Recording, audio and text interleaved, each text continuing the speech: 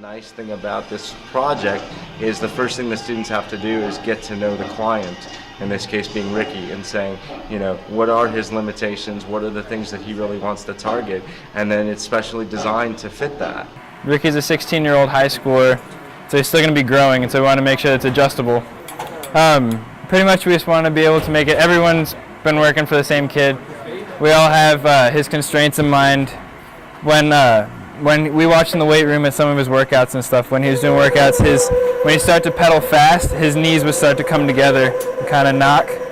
And so we didn't want any type of bar in between his legs, nothing to hit. And we wanted to make sure that he has something easy to get out of and everything. When his brain, you know, initiates any type of movement, instead of just sending one signal to one muscle, it sends it to all the muscles, and so every muscle is tight all the time. If you're taking a step, all right, your brain sends one signal first to your hamstring to lift your leg up, and then to your quad to extend your leg out.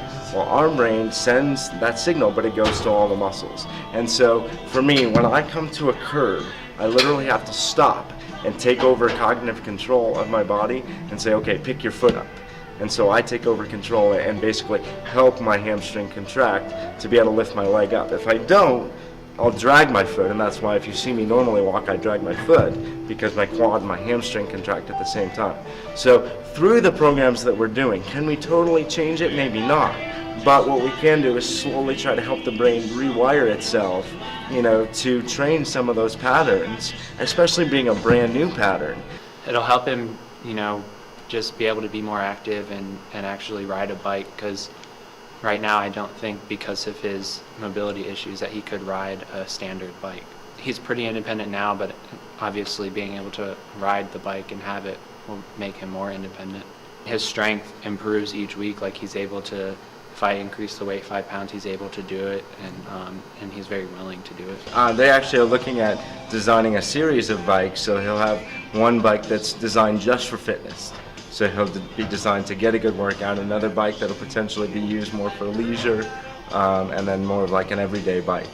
And so, but yeah, I mean, all in all, it'll be designed to help him loosen up his muscles, strengthen some of the muscles that are weak right now. But having those 3 different bikes will actually allow us to put together a protocol.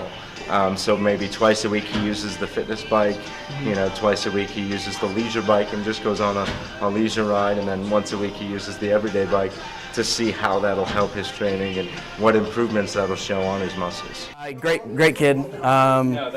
He knows what he wants. Every time we bring him something, he's really excited about the bike.